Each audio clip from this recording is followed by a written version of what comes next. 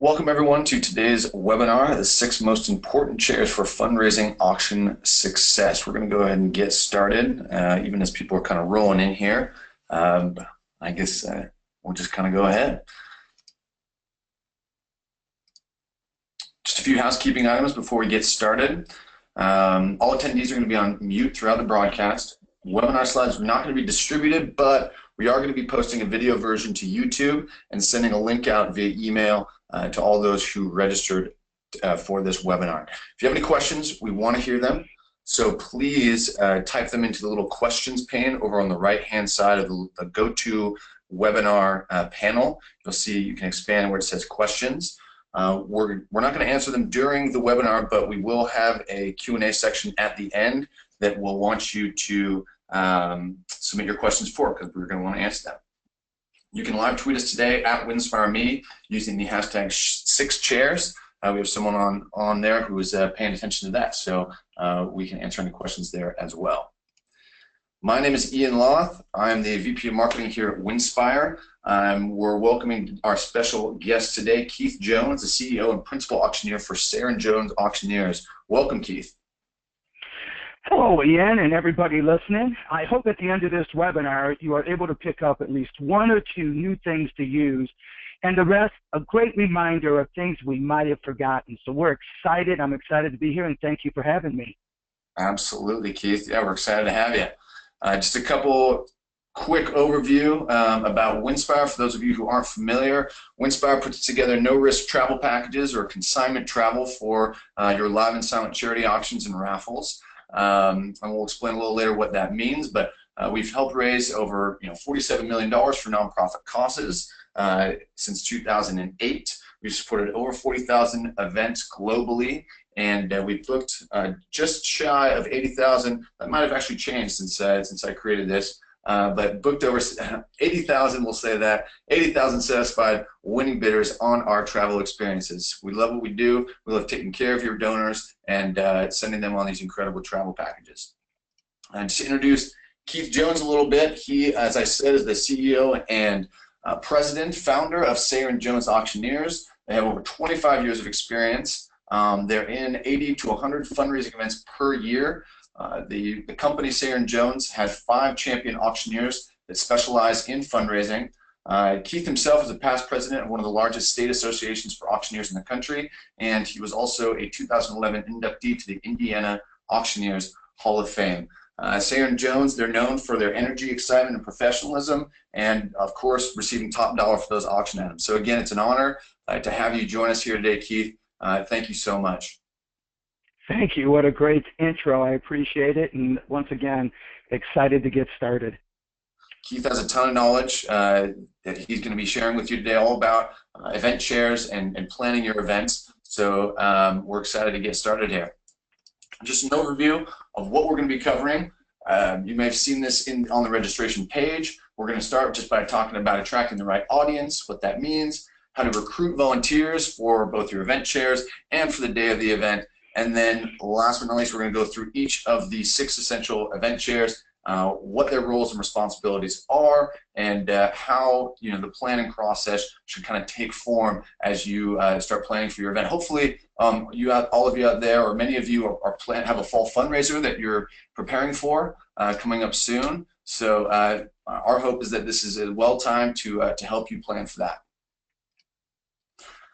One thing I always like to do on these webinars is to get a little bit of audience participation and do a little poll to see what you guys think out there. This is a question that Keith and I came up with. How many decision makers should you have in your event executive committee for a fundraising event? 1 to 2 people, 3 to 4 people, 5 to 6 people, 7 to 8, or 9 or more people. So what I'm going to do is I'm going to launch this poll. Launch the poll. You should see it on your screen. The available answers there. How many decision makers should you have in your executive committee for a fundraising event? It looks like we have about half of you who voted, so submit your answer now. The results are interesting. Nice. About 70%. We're going to give you another 3 seconds. 3, 2, 1. All right. Let's look at those results. All right. Keith, what do you make of this? Actually, it's closer than I thought it would be. Do I get to tell them what we normally do, Ian, or are we going to come Yeah. up with that in a little bit? Tell us what you would recommend. I recommend 5 to 6 people in your decision making with, of course, your chair, which is the deciding factor if there is a tie. 3 to 4 people, though, at 54%, that works very well, too. Great. Yeah, one thing that we're going to be talking today about the 6 most important fundraising chairs. Each of those 6 people should have decision-making powers, of course, and be able to kind of be a little bit autonomous in their ability to carry out their roles and responsibilities and even manage more of a team. But at the end of the day, right, you should have a kind of a buck stops here overall chair, which we're going to talk about here very shortly. But 3 to 4 people, that's I'm glad a lot of you understand that, and I'm glad nobody said 9 or more people, because that would just be the most chaotic committee that I would have ever joined. So glad to see that. Okay, we're going to hide these results. Go ahead. By the way, Ian, it just so happens those 5 to 6 people happen to be our 5 to 6 chairs that we're going to be talking about. That's exactly it. That's exactly it. So before we get started, I always like to ask this question about just in general, what is the purpose of a fundraising event? And it might sound just kind of, Ian, why the heck you ask me? It's quite obvious. The objective is to raise money. And it's like, duh, Ian, why are you telling me this? Of course the objective is to raise money. And that's because a lot of people can lose sight of the fact that the focus of your event should be exclusively on fundraising, right? It's a fundraising event first, and so every single aspect of your planning and projects for your committee members should have a focus on fundraising. Every aspect of your agenda, timeline of the evening, you're very short on the amount of time, down to the minutes that you can actually leverage these people and their pocketbooks when they're in the room for 2 or 3 hours, sometimes 4, right, depending on how you plan your event. Every second counts. So everything that you do of your 6 chairs should have that focus on the fundraising. And where does that begin? It begins with getting the right people in those seats, getting the right individuals to come to your event and participate and actually support your cause. Keith, what do you know about getting the right people into the audience?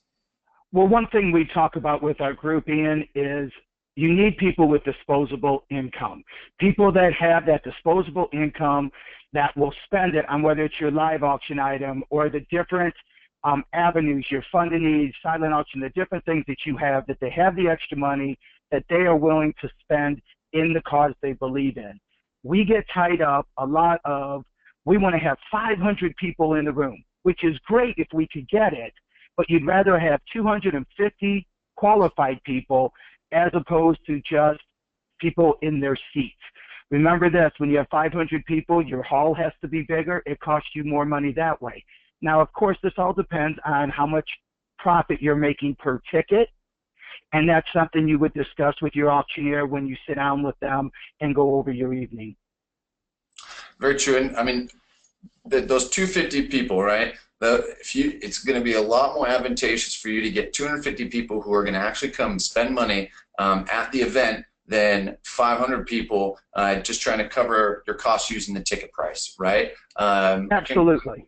Exactly. So ticket price is one thing, but where you're really going to make your money, you can kind of think of covering the ticket price as covering the cost of the hall, the venue, a lot of those things. And whereas once they're there, right, you want to be able to start from the ground up, and getting those people who are qualified and can actually spend money is going to be far more beneficial to you. Anything you want to add there? Absolutely. No, actually, that's exactly what I would say. Perfect. Great. Before we start talking about the 6 most important event chairs, it's important to talk about the volunteers who are going to fill those chairs, right? Volunteers are kind of the bedrock of a successful event, especially as you start getting into the hundreds of people. You're going to need help, right? So it's important to find people to help you. What would you say about finding volunteers, Keith? Well, the biggest thing is, don't forget we have the 80-20 rule, where 20% of the people do 80% of the work. So you want to make sure that you have your committee that are committed. You want to make sure that your people are committed to your cause and have the time and energy to do what it takes, because as all of you know that are listening, this just doesn't happen overnight. It's a 3-6 year planning stage. So you want to make sure with your 5 executive committee, excuse me? You said 3 to 6 year planning stage. That would be one heck of a fundraising event if you were planning for that 6 would be, I meant 3 to 6 month or a year planning stages. Right. Boy, tough on me. So with your 5 or 6 executive committee members, you want to make sure that those people are your rock. You're going to be in it from the beginning. The more people you have, the harder it is to get through meetings and so forth. So with your executive committee, you want to make sure, once again, that they're committed to you. And as far as there's planners versus night of event help. Your night of event help, you will take as many volunteers as you can get, because there's always something to be done. But your executive planners that are planning the whole event, pre-event and so forth, you want to keep those relatively small, 5, 6. And then, like I said, your night of the event help, get everyone that can't make it to meetings or aren't available but want to be there that evening. Right. What about recruiting volunteers? Where should people go to find their volunteers? Well, depending on what you are doing, let's say if it's a school, a lot of times schools, and if they're not doing this, I would suggest that you establish this. For example, if you're doing a grade school, a lot of times the 5th grade class, the parents are responsible for that fundraiser. In high school, it might be the 10th grade class.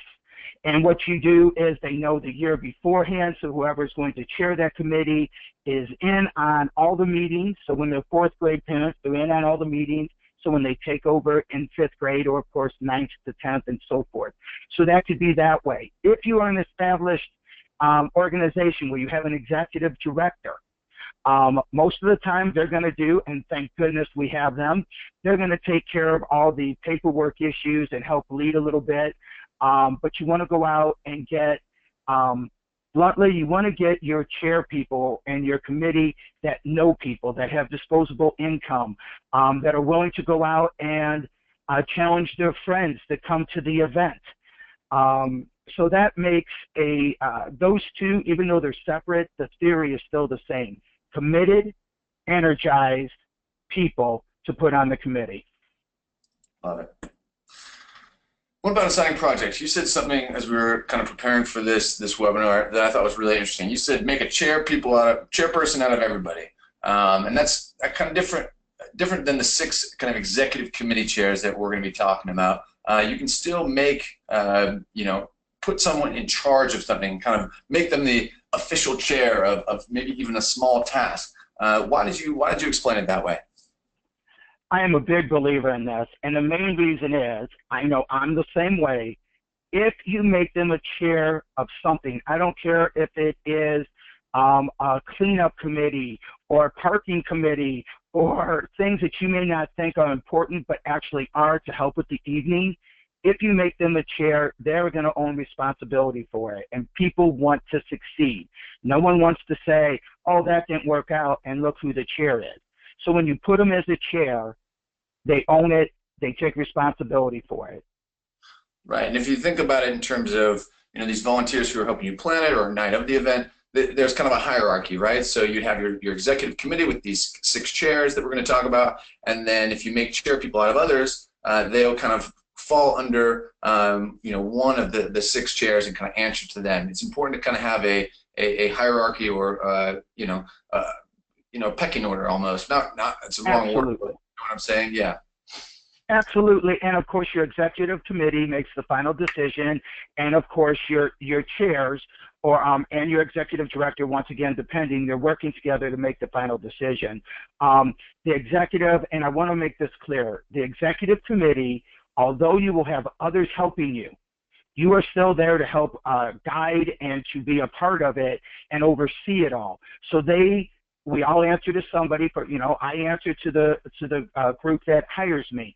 We all answer to somebody, but you want to make sure that you give them the responsibility so they take hold of it. Love it. I love it. And with that, let's go into the 6 chairs. This is our executive committee. These are the VIP volunteers who are going to get it done, right? I love it. Of the 6 chairs, I know we talked 6, but there is going to be, before we get into the 6, one kind of overarching, right, overall chairs. I put a little S here because it can be 2 co-chairs. These people can be in charge of other things like the silent auction, live auction, etc. But there should always be a head honcho where the buck stops here, right, where the head decision maker. You kind of already alluded to this, Keith. You know, can be the executive director, but maybe they're not involved with the event. Maybe just one of the chairs, the person who's going to make sure everything reaches completion. Absolutely. Whether it's a person or a couple co-chairing, the main thing with the chair, they're the active one who is in the planning. They're the ones that set up the meetings. They're the ones that, as you said, the buck stops there. They usually and must have a commanding presence. If you're helping them, they have to be there to help everybody else. They're also usually the timeline chair. I know that as an auction company, we're very involved with the timeline. Usually the executive director or the top 4 or 5, 6 people that are involved helps with that, the core group. They have to be a ringleader. They have to be a good leader, and no drama. You have to be the one to squelch all the drama. Right. They're also in charge of filling the seats, keeping track of who's registered and who needs to be reached out to, keeping track of the invitations and who is coming. And they're the ones that get on the phone when you're expecting someone to be there and you haven't heard from them, that personal touch. In other words, I always laugh and I joke about it, but they're the grand poobah. They're the ones that are going to be front and center, and people are looking to them. And they're the ones that are going to dictate how the whole evening is going to be presented. Love it. Awesome. Great. So I thought we'd start with the silent auction chair. For this slide, I went out and tried to find the picture of the most organized OCD closet I could possibly find, because honestly, that's what your silent auction chair has to be. They have to be organized. Tell me a little more about the silent auction chair, Keith. Well, not everybody uses a silent auction, and there is a time and a place for it. And most of the things we all like to talk about are multi-million-dollar fundraisers that we do. The majority of stuff I do, Ian, is like that $50,000 to $350,000 evening, and we do use the silent auction a lot. And it's a lot of work that may or may not show a significant payoff. But here's the clincher. It will offer everyone the opportunity to participate at the event. Absolutely. So it gets everyone involved, which I love. But the person who is the chair of this must be patient and extremely well organized. I love your picture with that. They must be available because it takes a lot of time, and they have to be willing to go out and solicit donations, but also organize a team of people to help. If they do it themselves, they're going to be driven nuts. You must get a great team with you. They must know how to put packages together on multiple items. Depending on your auctioneer, I know we do. We get calls all the time, and we help them do that. But they must be a good team leader. Works well with the live auction chair to collaborate on items. You may get something in the silent that really belongs in the live, and vice versa. Someone offers the live, but it would work better in the silent. And they're in charge of setting up and managing auction item delivery station at the event. And of course, they answer to the overall chairs. Right. That's great. And it's important that your silent auction chair is not your live auction chair, right? They are 2 separate people, just because the 2 tasks are so great. It's not like you have a procurement chair who's in charge of all live auction items. No. You have a silent auction chair who's in charge of the silent auction, organizing all the items, keeping it, getting all that together, and then there's the live auction chair, which we're going to talk about next. But yes, if you have a silent auction, I'm a big proponent of silent auctions. I love them. Just when I go to charity fundraisers, it's my favorite part of the cocktail hour, right? It kind of turns the cocktail hour into a fundraising, revenue generator. So, but they should be able to organize the items all over the tables and keep the flow going. So that's the silent auction chair. Next, we're going to talk about the live auction chair. And here I chose a picture of a woman shaking hands, kind of in a business jacket almost, a blazer, because this person has to be a deal maker, right? They have to be out there thinking big about the auction items that they are going to create. And they also have to be a little aggressive in their ask. They have to be able to go out and ask for donations and even when they hear no as an answer, they push a little bit, right? They have to be able Right. to make those deals. So what else did these people need to know about the live auction chair? Well, as you said, and it's you must have great organization skills, and you have to be willing, able, and aggressive to ask for donations, and realize that you're going to be told no probably more than you're going to be told yes, but you have to keep it up. Utilizing all the board members to help solicit. You must get your board members involved. You must get your parents involved. Depending on your organization, you can't do it all yourself. So you have to be organized. You have to get the people. Somebody knows somebody that can help you get items. Mm-hmm. You have to be able to put them together to get the biggest and best packages for the live auction. Putting the packages together. Yep. So, Yeah, you know. Right? Creative in terms of being able to throw stuff together and have the connections in the community to know who to go and ask to create those dazzling items, right? Well, that's exactly right. And once again, they're working. If you're in a smaller group, they may be the live auction chair. Your overall chair may be the live auction chair. Right. But once again, as we're stressing all these different chairs, you're all working. If you're the head of the live auction chair, it does not mean that you can't be a part of another part of it where you're helping, especially in smaller groups. You're all working together to achieve the same goal. Right. The important part is that who is the penultimate person, right? The person who's ultimately in charge. You talked about ownership earlier, and that is really important. That's it. All work together, but at the end of the day, it needs to be an individual who's in charge of these various chairs. So absolutely. Right, and like you said, I think live auction chairs most commonly, because the personality traits tend to lend themselves. Oftentimes, the live auction chair will be the overall chair. I would say most commonly in my experience, anyway. But that obviously can change. So with that, so the live auction chair is such an important part of the auction. I thought we'd dive a little bit deeper into the specifics of the live auction chair and what it means to really get and put together a really cool live auction. So that starts with procurement, right? Procuring auction items. This can be both the live and the silent, but it's absolutely crucial for you to go out there and procure those dazzling items because really the live auction is kind of the entertainment portion of the evening, right? You've had your silent auction during cocktail hour. People go in, they start having their dinner, you start the live auction, and this is where people are wowed, right? They want to see entertaining packages, and they want to see people spending gobs and gobs of money on these fabulous packages so people can clap and say, wow, that was amazing. So it really comes down to the live auction chair to really procure really cool and unique items. Well, you have to know the economics of your area and then build the live auction items to cater to them. Mm-hmm. So you have to know your crowd. Right. And with knowing your crowd, it's going to help you. You know, I always do and I mean nothing by this because I know there are diamonds and blue jeans and so forth, but you don't want to show up to a black tie affair in blue jeans or vice versa. So the problem that I hear most of the time is my crowd is not a giving crowd. We don't have those people there. And that is so wrong. It drives me nuts. That is so wrong.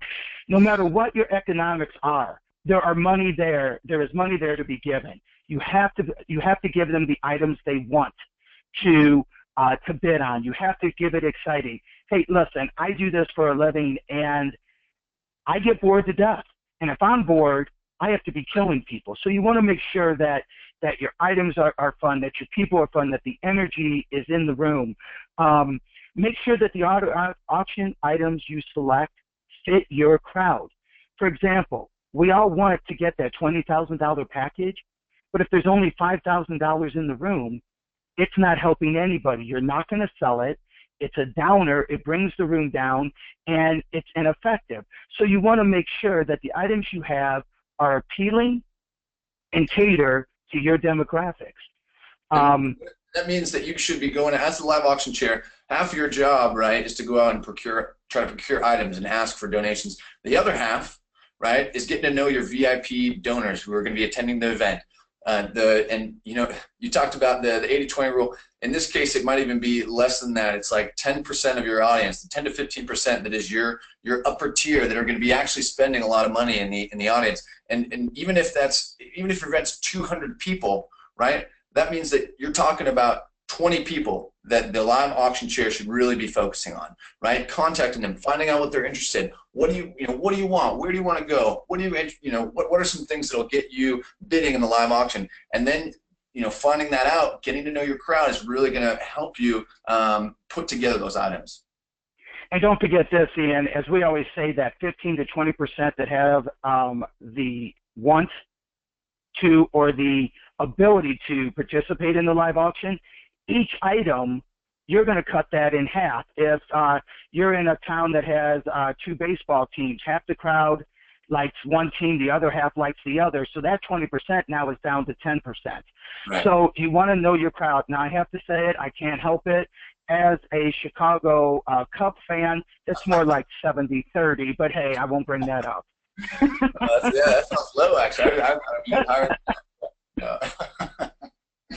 That's great. Yeah, so it comes down to asking, right? So live auction chair, they have to be willing to ask, not only for donations, but willing to ask the donors too, right?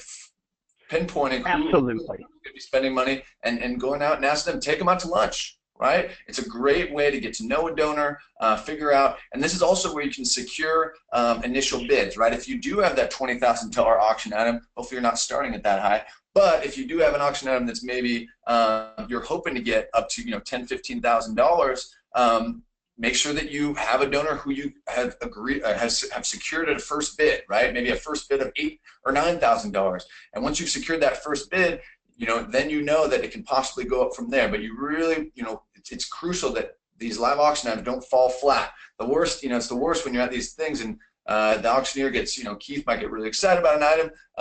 Can I hear one bid, and nothing happens, right? That really kills the momentum. So you want to ensure that you at least have a few interested buyers in the audience before the event.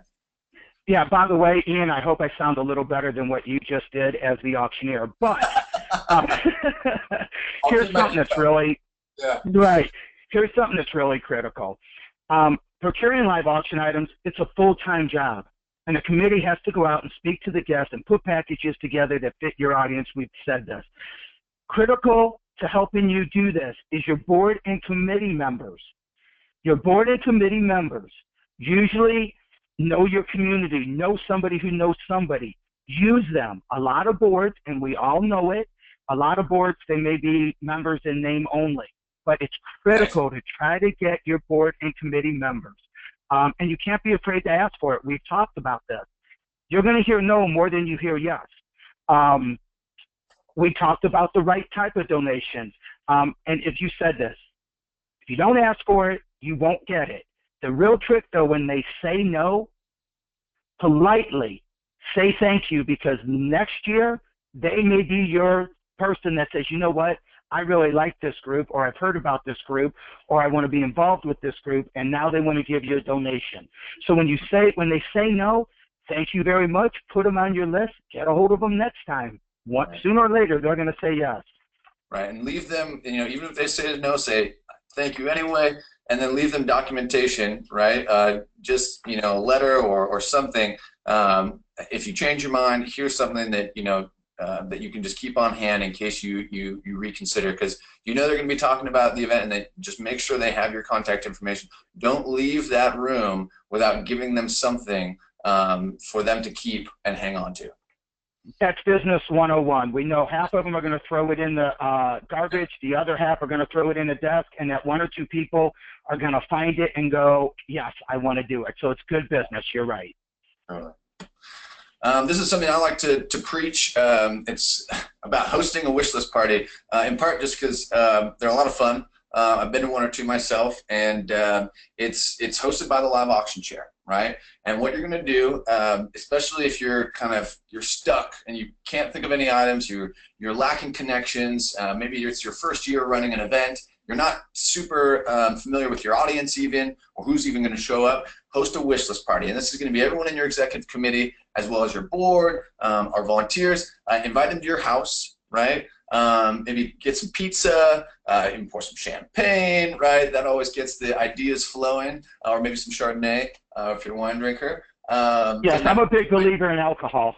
Yeah, right. Yeah, at the event and planning the event. Hopefully not too much, but Right.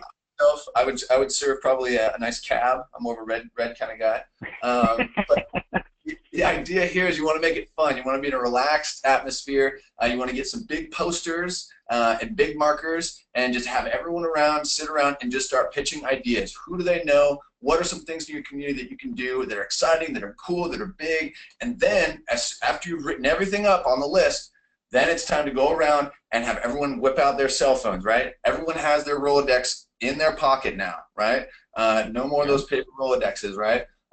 Everyone has their connections. I want everyone to, it could be, there could be a ton of junk contacts in your phone, but have everyone start scrolling through, looking at every single name in their contact phone book, and then pitching ideas. Oh, they might know someone about this, and start writing names next to each idea. And you'll be amazed at some of the connections that will come about that you didn't even know were there before. People know other people, and they're saying, oh, hey, I can actually help you do this. But having everyone in the same room, looking at all the ideas, rolling through their Rolodexes is going to really help you start to bring those ideas to fruition. So host this wish list party. It's a lot of fun. Really, honestly, give it a try. Big believer in it. If with creating your wish list, if your auctioneer is not leading the discussion, they are there to help the person that is leading it. Usually, when you see the wish list, you'll be able to tell what they're thinking and where they are coming from. The old example is you don't want to put a summer vacation spot maybe to somebody who lives in Hawaii. Right. Right. And vice versa. Right. Yeah. So right. You want to. You really want to brainstorm ideas that are going to have a high perceived value. We talk about perceived value, things that are unique and exciting. You don't want to. It's important to have things that are in your community there, but you also want to have things that are outside of what people are normally doing in terms of your live auction participants. Listen, physical items, and it's showing on your thing, your unique experiences. Usually the people that can afford to purchase these items, you don't want it where it's just a dinner to go out. Get them a limousine to go with it. Make it a little experience so that all they have to do is make one phone call and it's all done, as opposed to what they could get themselves. Another example, we just did one, is we're at a country club doing an event, and they always want to offer their foursome, which is really great. The problem is a lot of people in your audience already belong, so you have just eliminated possible donators. But let's say you could get a foursome at 3 other courses that they couldn't get into. Now you have a package with a group that you know has an interest in it. Right. We use all areas. What's been going good, and fortunately we go all over the country, and this works. Cooking classes are very big right now. My local area, Chicago, we have some of the best chefs in the world, and you can find someone who will volunteer their time, who will go and do an in-home party for 6, 8, 10 people, or you can come to their restaurant and do it.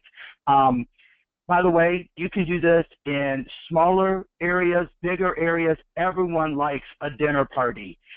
Sporting packages. Just don't get the tickets. Put something with it. Make it an experience. Right. And those are things that you would talk about on your wish list party. Totally. And this, you made a really important distinction here, and this is kind of a tie into our next part about experiences. Yes. It's not about items. Physical items don't do nearly as well in the live auction as experiences. Any charity auction I've ever been to, it's the experiences that start bringing in the dough, right? It's the things that people aren't on their own, or maybe haven't thought of before. Or, oh, that would be so fun. It's experiences are where you're going to make your money in the live auction, not selling the flat screen TVs. So yeah, and that's actually a really good tie into consignment, which I'm going to talk about just real quick.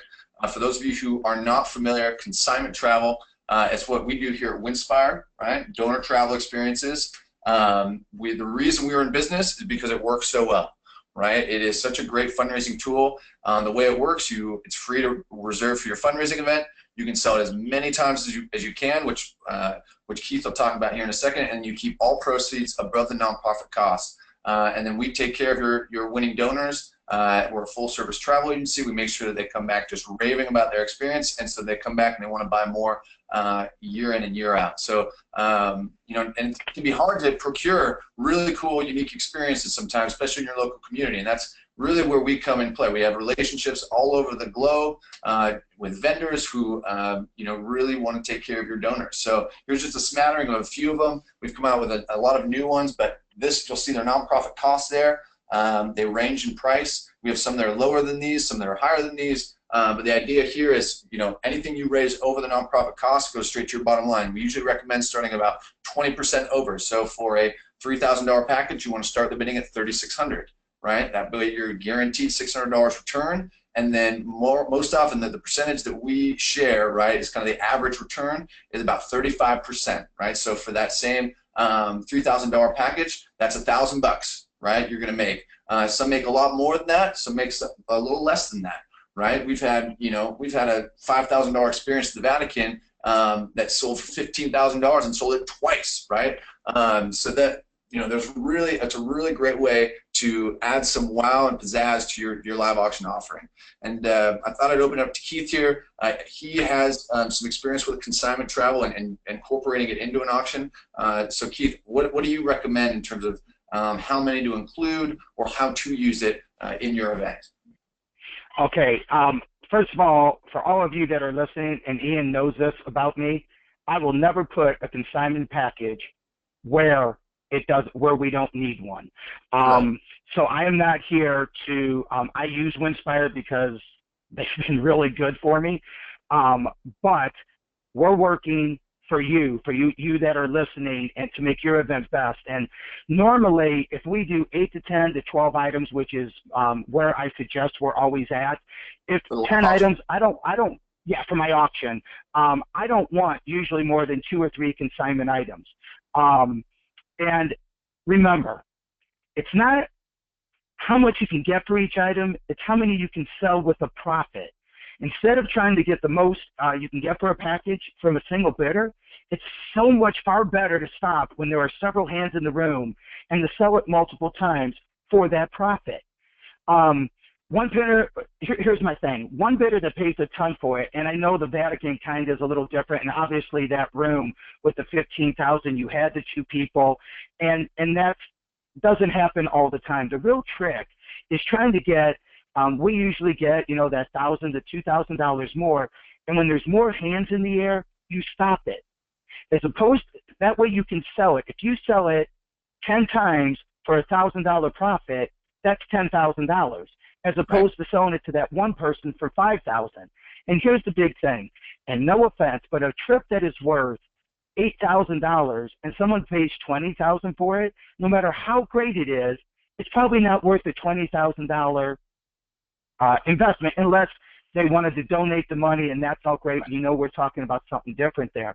So the real trick is if you sell it to people that are going to go on the trip, they're going to talk about it before they go, they're going to have a great time, come back and talk about it, they're going to tell other people, and next year when you have your event, guess what's going to happen? You're going to not only have them involved, but you're going to have other people who heard how great the trip was. You know, and you can do trips like, you know, East always wants to go west, west always wants to go east, north wants to go south, south wants to go north. We all know that. Here in Chicago, we stay here during our 3 months of great weather, and then we're ready to travel out west. But that's what's so great about it. And I can't say this enough. Ian, we've talked about it when Winspire contacted me, I wasn't interested at first because I used to think it took the money out of the room. And I had been proven wrong, and I'm proud to say I've been proven wrong. It has been such a wonderful addition to what we can offer. The consignment does not take money out of the room. People that were going to spend that $6-8 grand for that travel package were not going to go spend it on anything else. They weren't going to go spend $6-8 grand in the silent, or most likely not just give it in the fund of need. So I have been proven wrong. My stats show it. The income that has been brought into the organizations I'm working with, it is proven it. So even though I've been doing this for over 25 years, I learn something new every day. And this is one thing that I was just adamantly against, that truthfully, I have gone the other way with it, and that's the reason. And that's great, Keith. So great to hear. There's a couple of things I want to say here, right? Keith mentioned something really important. It's the consignment travel is not meant to be your whole live auction, right? It's meant to be a small part of it. It's supposed to round out your offering, right? If you have 10 to 12 items, that's a lot of items to get to ensure that they're big enough and wow enough in order to be in the live auction. You really want to have a threshold that where if it's not big enough, you don't want to include in the live auction.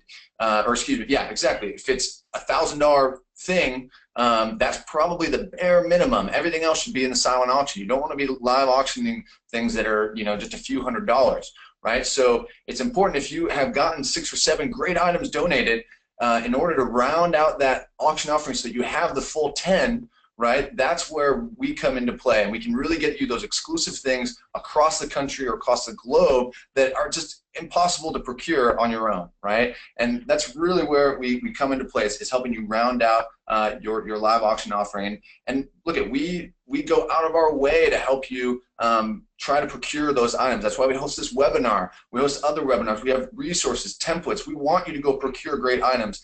But as far as making sure that you have a live auction that gets people excited, gets people wowed, gets people to return year after year to see what's in your live auction, that's really where consignment travel comes into play. It does. And one thing, if I may say, as we move on, is when you said, you know, you want $1,000 for your live auction, for those of you out there that are doing smaller and you're worried about increasing, your auctioneer or your auction fundraising company should be there to help you navigate through this, to help you with making the right decisions on items that you have. And if you need a consignment auction to boost it, you know, and bolster it, but that's something that you can work closely with whoever is helping you organize this. True. Yep, we're not the only consignment travel company out there. We spend all of our time and energy on, you know, making sure that you have a successful auction, right? That the trips that you include are the best ones for your audience. We have fundraising specialists who specialize in this, right? Advising on which packages to choose for your audience, and then we focus on the winning bidder. We want to make sure that we know that's the biggest part of the business. They're ultimately our customer, right? Is the winning donor. They're the ones that we send on the trip, and that we make sure have a fabulous time. We send surveys to make sure, see how it was, and then because we want them coming year in and year out, buying travel from you and your fundraising auction. So real quick with that, Ian, as we're moving on, is make sure your auctioneer knows how to sell consignment items.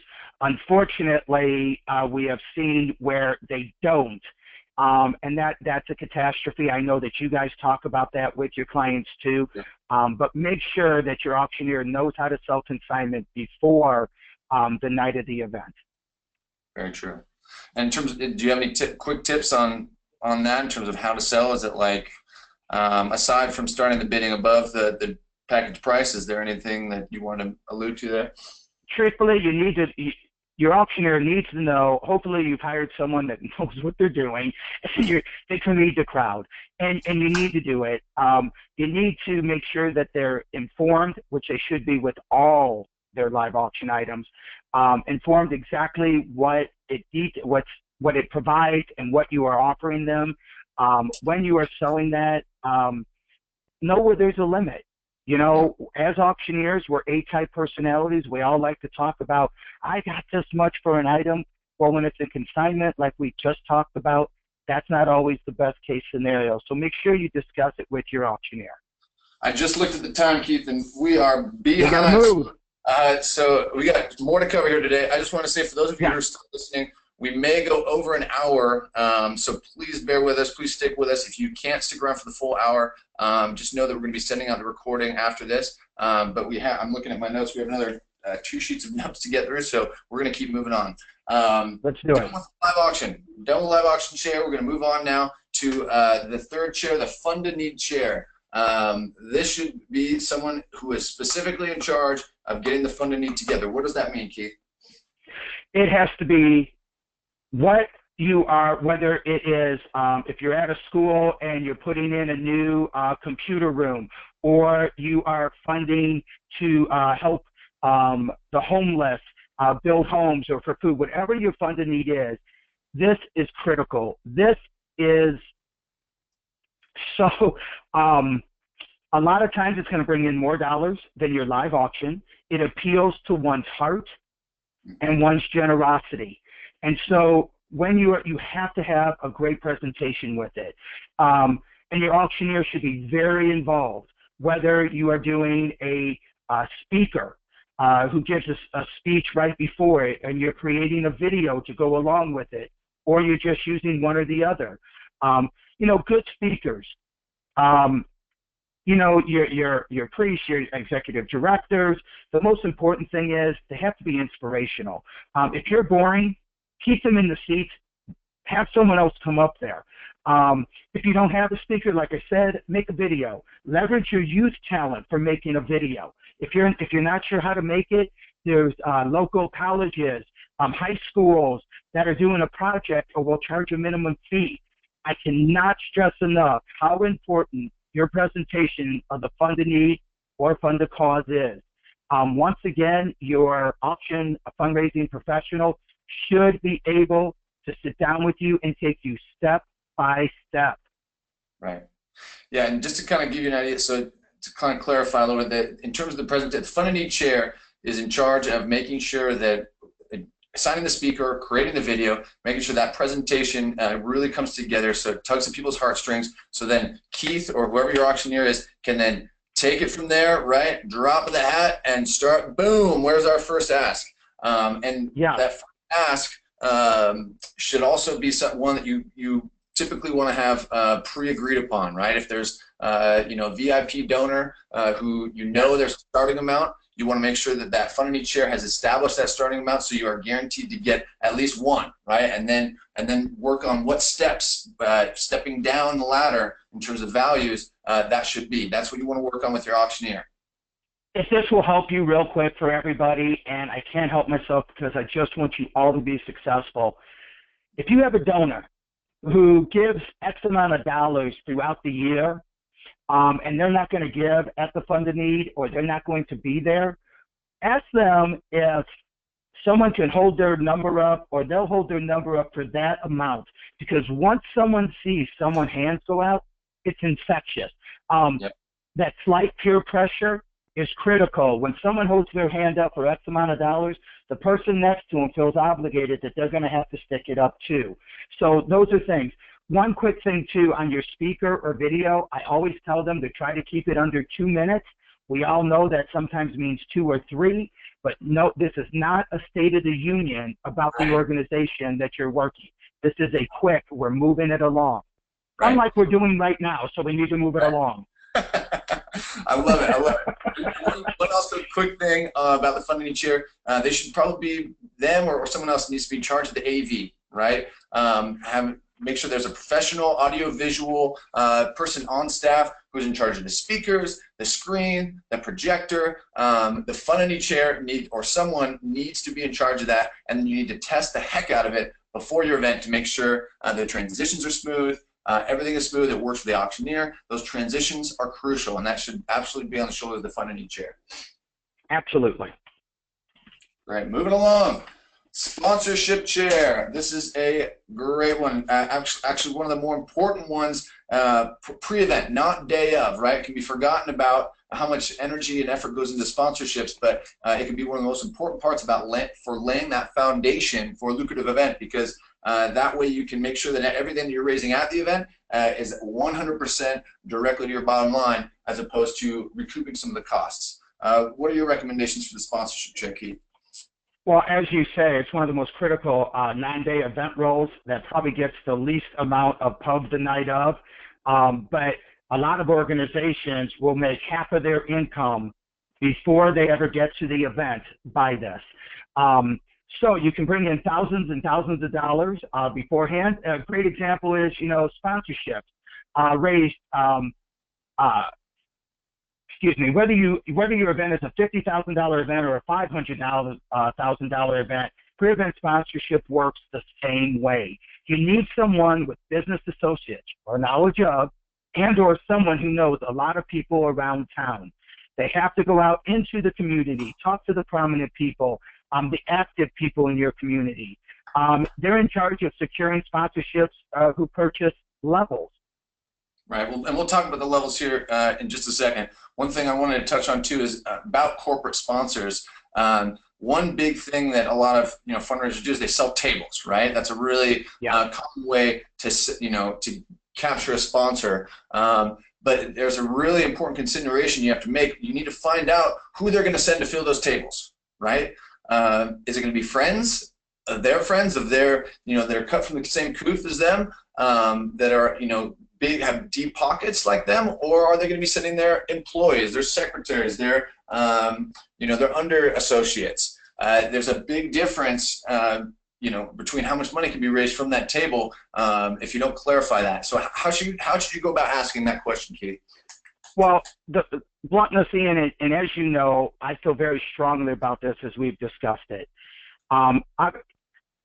You don't want people that do not have disposable income there. So if your sponsor, we're never going to turn away a sponsor, if your sponsor is not going to attend with their friends, offer them other avenues for their sponsorships, whether it is advertising at every event or or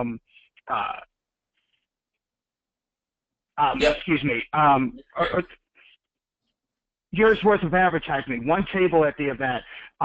If it's a golf outing, a foursome at your golf outing, you're at the main event, but you always have a summer event and it's a golf outing.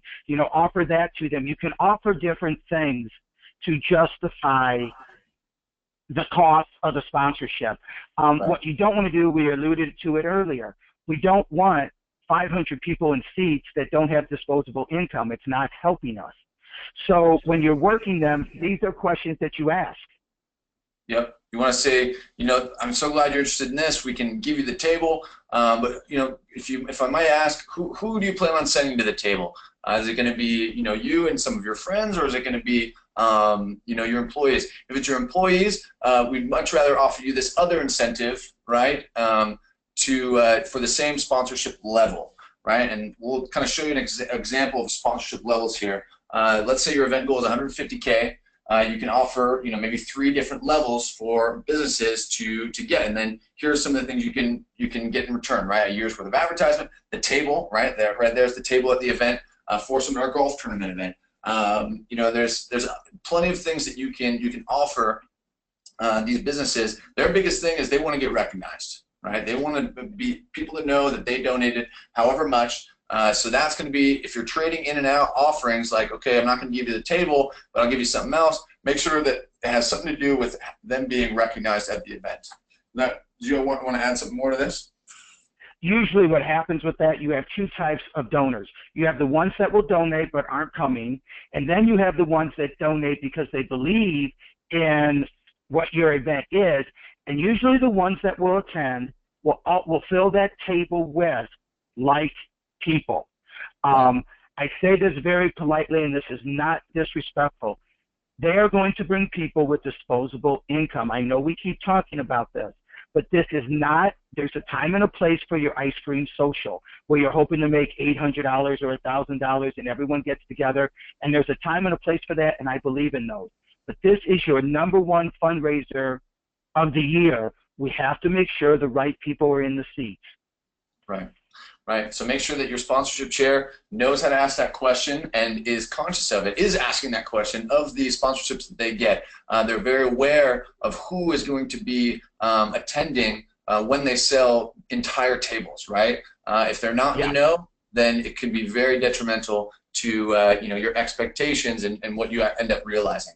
A quick note here, one thing that we've been seeing a lot of and that we've been recommending that people can or sponsors can underwrite the cost of is the price of a consignment travel package. right? One of our, basically donating one of our experiences, so 100% of the proceeds go to your bottom line. It's a great way to recognize donors, right? Because it's during the live auction. You can say, and this next live auction travel package, or this next live auction item was donated by Mr. and Mrs. Smith, sitting right here in the front row, an incredible trip to Napa Valley. Everyone claps, and then the bidding begins. And then they get to see their investment in real time realized in front of everyone else. They know that their $3,000 travel package, maybe made $6,000. And they doubled their investment, right? In terms of your nonprofit. So that's a great option that you can throw in there as the sponsorship chair. In terms of underwriting, go ahead. That's it. Which leads us right into the underwriters. Right. You can get donors that can do your consignment items. We get underwritten all the time as the auction fundraising company. Your bar, your band, your cocktail hour. There's different price points with that. So if you can think of it this way, if you can get everything underwritten before you ever get there, everything's 100% profit. That is wonderful. And I know for those of you that are out there going, yeah, I wish I could get everything underwritten, you're not alone. But you have this option, and it gives you may not get everything underwritten, but you may get the auctioneer underwritten or the consignment item. If you can get a couple things, we are a step ahead with it. So even though you may be, and I know our smaller, and trust me, we do a lot of those too, our smaller organizations, the rules apply just as much to us as they do to us that are the bigger ones. So it all works, and you can do it, and you'd be surprised what you can get done if you ask. Right. There you go. All right, 2 more event chairs here that we're going to cover really quickly, and we're going to wrap this up here in the next 10 minutes or so. Registration chair. This is the person in charge of getting everyone registered, keeping track of everyone's donations, bidder numbers. They work very closely with the silent auction too. Who is the best person for this, Keith? Okay. Regardless of whether or not you're using an outside mobile bidding company, you usually, depending on the organizations, it is your accountant or your controller, someone that knows numbers that is there. They're going to be there at registration along with, if you have mobile bidding, to just oversee everything, to go about it. They're the ones that at the end of the day, the big numbers are going to be given to them, and then they're going to present it to the chairs and the executive committee and so forth. But you need someone who, bluntly, may miss most of the party because they're out front when everyone else is inside, and different things. But you need someone that's consistent, that's not going to get distracted. Of course, they answer to the overall chairs. They're diligent. They're we all know the people that like to do that, and we all have people in our groups that are not the outgoing person that feel better when they're behind the scenes working, but they're consistent and they're true and they're believers, and that's who you put there with, whether they're by themselves in the committee that is checking people in, or if you're using outside mobile bidding, working with them. Right, right. And they usually have a team of volunteers day up to help them with that registration. Absolutely. Last but not least, the decoration chair. Other people may not have put this in the top 6, but we know that it is an important part of running a successful event because it is a party, right? You want to make sure that it's a beautiful party. That being said, do not overdo it. This decoration chair is, I can guarantee you, is going to be a person who wants to bite off more than they can chew and is going to get overly excited about that prospect of organizing or decorating this beautiful room and making it the best party anyone's ever been to. But it's not a wedding, right? It's a fundraiser. I picked this image very, very intentionally in terms of decorations. Look at how much is accomplished just by a little bit of uplighting. That's called uplighting. You see along the wall back there of a specific color, right? No like fig trees or any of that stuff. And then look at how big the centerpieces are. They're small, right? They're there, but they're small. And that way you can see each other around the table, and the auctioneer can see everyone in the room when they're bidding, and everyone has a full view of the screen. This is a perfect amount of decoration for an event fundraiser, right? Remember, this is a fundraiser. This isn't a wedding. Party planners, when you're hiring a party planner, They're used to, a lot of them may be doing weddings and are used to that, and they're very, very valuable even when they're working like with us. But we try to work very closely with this person to help with just exactly what you're showing here. We can show you to do things out in the lobby and against the walls where it's not in the way, interfering with the viewing. Decorations are important for the party, but really and truly, they're the least important for the objective, which is raising dollars. So time equals money. You want to make sure, have your decoration chair speak with your fundraising auction chair, which like would be us with there to help with this. This is very important. It seems so minor, but I've walked into rooms and go, oh my gosh, it looks beautiful. This is going to be terrible to raise money because you can't see anything. Right. Exactly. Yep. You want to make sure there's ample light as well. The color lighting is really helpful in making sure that people can still see. You don't want it to be, you know, super dark like a theater. It's a fundraiser, right? So that's it. Truthfully, Ian, when I work, when we're actually doing the money, whether it be the Fund a Need, the live auction, or other money generators we're doing, the lights go on full blast. This is not mood setting. We're not on a date. And right now they walk in, they have that beautiful setting when the music starts, or when you have an important speaker that you want to maybe put a spotlight on. You lower the lights on that. But when we work, the lights are full blast. Very good. All right. Thought since we talked so much about hiring an auctioneer, I thought we'd mention a few things, important questions to ask out there. As far as hiring an auctioneer, right? You want to make sure that you know how involved your auctioneer is going to be. This is a picture here of Keith Jones in action. You know, Keith, how involved are you? How involved should an auctioneer be in the planning of an event? For us personally, when we get hired, we are with you from start to finish. We even have an after conference to see how things went, what we can do to improve, what went well, what can we work on. Depending, there are some auctioneers that will just walk right in and do the event. And then there's others like us. We want to be involved because we are showing, you see us up on the microphone, you see us, you know, center of attention type thing, but we want to show you how to raise dollars outside of just your live auction and your Fund a Need with other money generators. We want your whole evening to be successful. Remember, only 15 to 20% of your audience can afford the live auction packages. Well, how are we getting money from the other 80%? We're in there, we're helping you with that. It is important that your auctioneer is available for meetings, whether it be, now sometimes, well, a lot of times we get hired where we can't go personally to the meeting because it's in different states and so forth. But I am doing webinars, or we are doing Skype, or we are on the phone involved with the meetings, so we don't come in not knowing what's going on. But know your auctioneer. Your auctioneer, in my opinion, should be involved, but needs to be involved as much as you want them to be involved.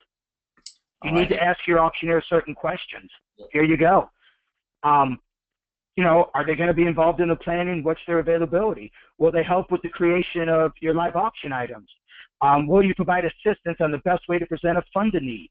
How many people do you bring to your event? We come in with the crew, professional spotters, not just people that are pointing people out. They do this every day of their life.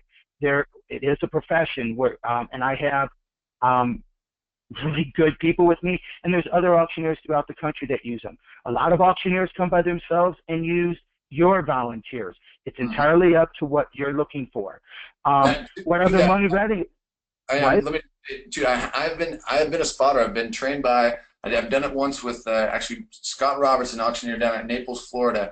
I went to an event once where I was trained as a spotter, and you can have some pretty good success with that. It was actually a lot of fun, you know, walking around and doing it and pointing out bids in a nice big room. But you aren't going to get, with professional bid spotters, they're going to be able to consult with bidders and maybe poke and prod them a little bit more, like, come on, come on, come on, and be kind of an extension of the auctioneer. But one way or another, you're going to want bid spotters, I guess is my point. Well, for my ring people are an extension of me. They know the live auction items as well as I do.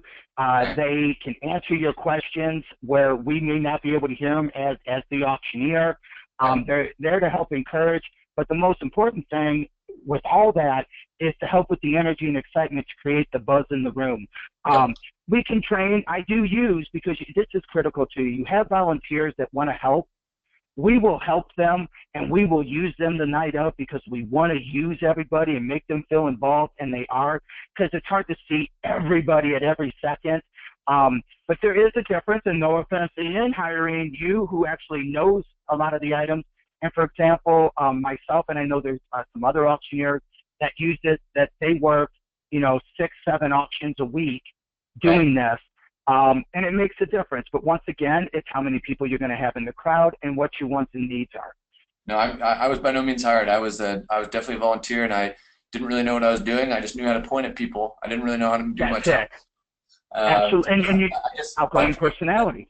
Yeah, my point was that the bid spotters are crucial, the professional ones anyway. So I agree. I love this. I want to kind of wrap up here because we're just over an hour here. I wanted to wrap up with your favorite saying, which I think is crucial. Go ahead and repeat. Go ahead and say it for me, Keith.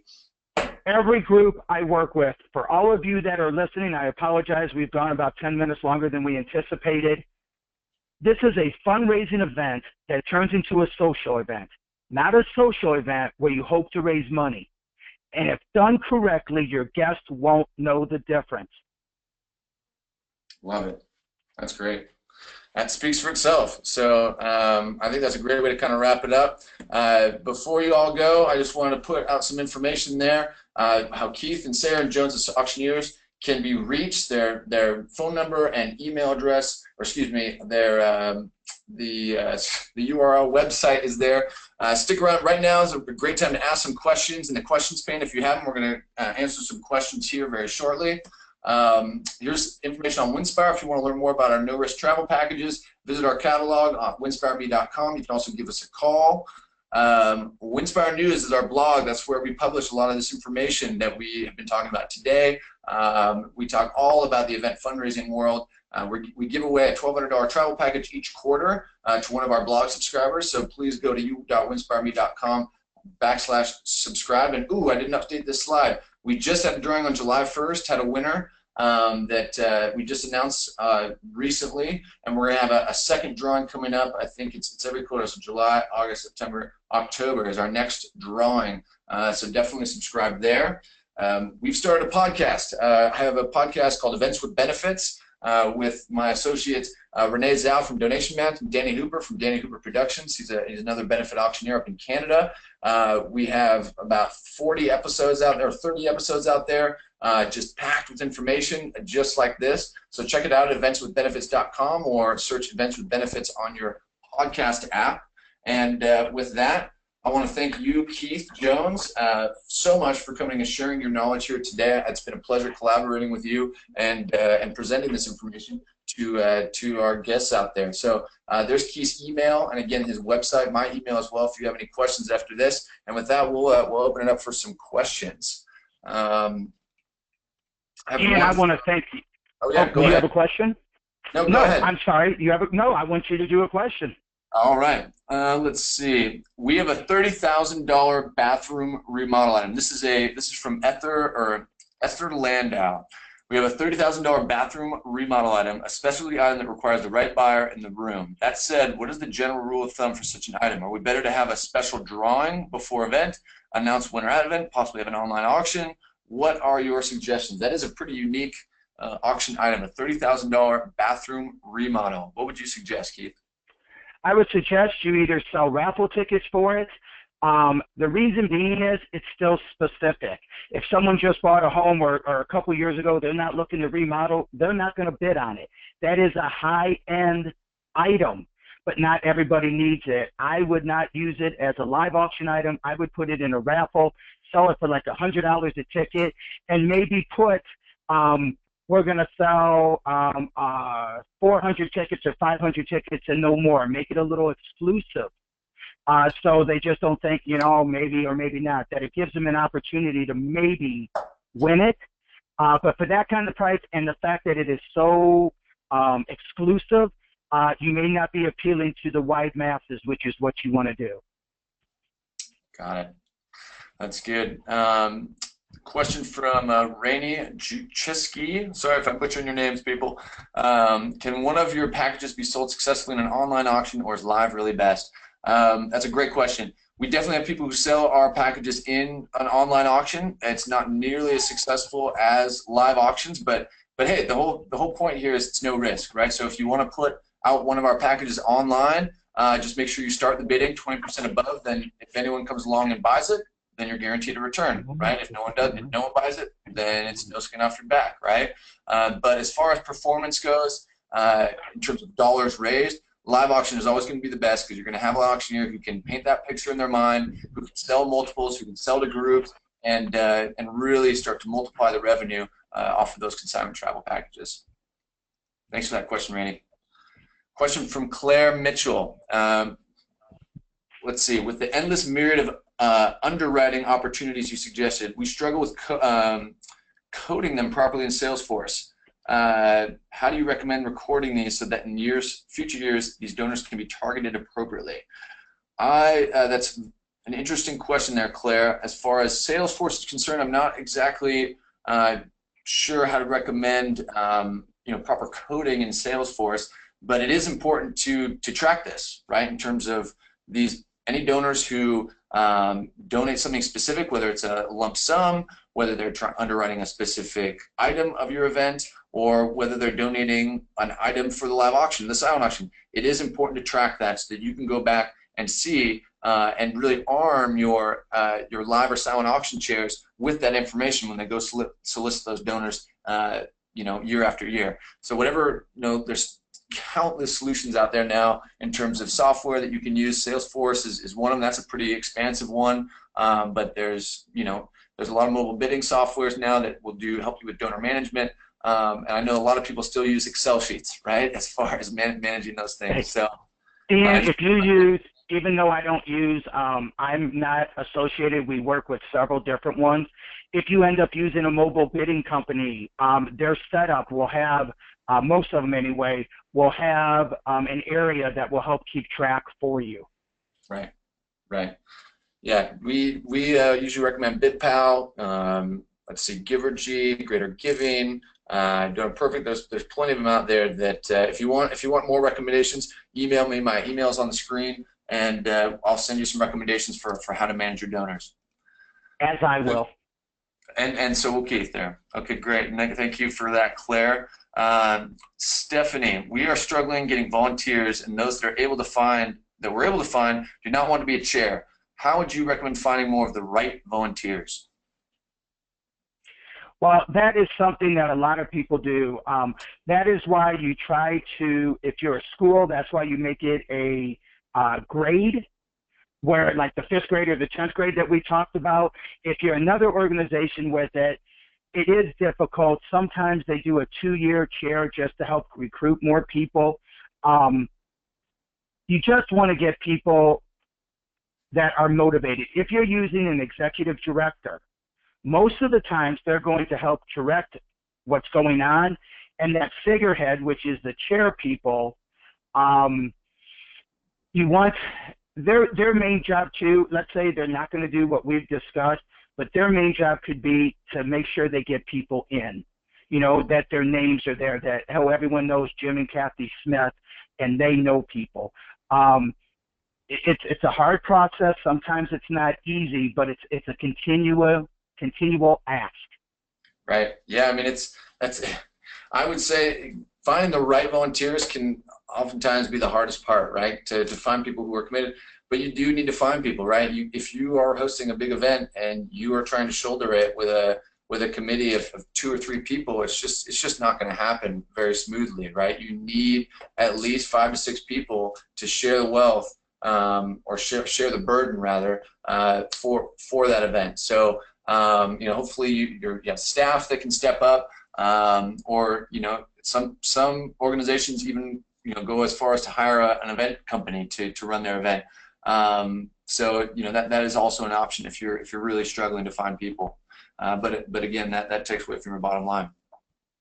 Thanks for that question, I know Stephanie. that wasn't, yeah, and I know that wasn't a great answer because I'm sure you've been trying that, but really and truly stick with it. Someone will pop up, and once they do it once, I know when I've done things, when I was president of the state, I really wanted another year because you learn so much at first year that second year is going to be easier. Right. That's great. We've got time for a couple more questions here. Monica Beeman, we're an upper end nonprofit retirement community. I'm raising money for a walking path for the residents. Can you do a live auction and a fund and need in the same event? Sorry, I was confused about that. No problem, Monica. Absolutely. You want to do both a live auction and a fund and need. Fund and need will sometimes actually raise more than the live auction, but they are two very important revenue generators. The live auction is important, I would say, and I'll let you answer here too, Keith, but live auction is important because in a perfect world, all you'd have to have is a fund and need. But what Keith kind of mentioned earlier is if you just have the fund and need, it's just there's going to be people who do not give money, right? They need a reason, they need a trigger, and that's where the live auction comes in with those exciting auction items that people end up spending the big bucks on. So that's why they're two different revenue generators, but they're both important to have in your event. And they work hand in hand. The energy and excitement of the live auction creates a buzz in the room. People are excited, and then I know some people like to do it. Some auctioneers do it ahead of time. I do not. I prefer doing the live auction, get everybody all riled up and excited, and then we hit them with the emotion of what we're doing, and that's when you do the fund and need. But absolutely, they work hand in hand. The live auction hopefully doesn't bring as much as your fund and need, because if you have X amount of people, you want to get, the reality of it is if everyone's coupled up and there's 400 people in the room, it really means you have 200 people. Right. So you want to make sure that you are able to get dollars from those 200 couples. Yep, and if you have 10 auction items, 10 or 12 auction items, you know, even if you sell a couple of them multiple times, it's still only 15 people, 10 to 15 people who've spent money in the live auction. The fund and need, you're hoping to get, you know, 20%, 20 to 25% of the room or even more to really participate. So that's why it's really important. Hey, I don't know about you, Ian, but I'm looking to get 100% participation in the fund and need. There we go. That's the script, my bad. I like that. I like that answer better. Okay, time for one more question. So actually, we'll just do two more here. One quick one from Julie Mack. Do you recommend contacting donors who purchased live auction items to follow up with them to get feedback on the item or experience? Absolutely. It is an excuse to have a touch point with your donor, and you can never have enough of those, right? You should be following up with them regardless of whether they purchased a live auction item, just to thank them to come to the event, right? But especially if they purchase a live auction item, you should be following up. Take them, especially if they spend a lot of money, take them out to lunch, ask them how the experience was, get feedback, ask what they want to do next year. It'll really kind of kick things off for the next event you have coming up. You know, Ian, you said it perfectly right there. When you ask them to do it and you meet with them or you talk to them, it gives you that opportunity to ask for something for next year. They bought something this year, but maybe they have something to donate to you for your next event. So it can work hand in hand. So the answer is absolutely yes.